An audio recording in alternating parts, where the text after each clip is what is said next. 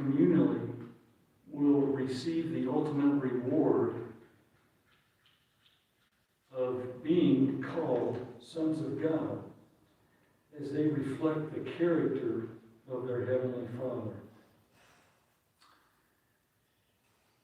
Galatians 3:26 tells us, you are all sons of God.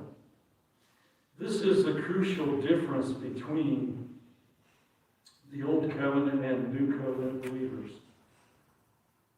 Life under the law was slavery. Life in Christ is marked by the freedom that comes from being God's sons. Both men and women are here characterized as having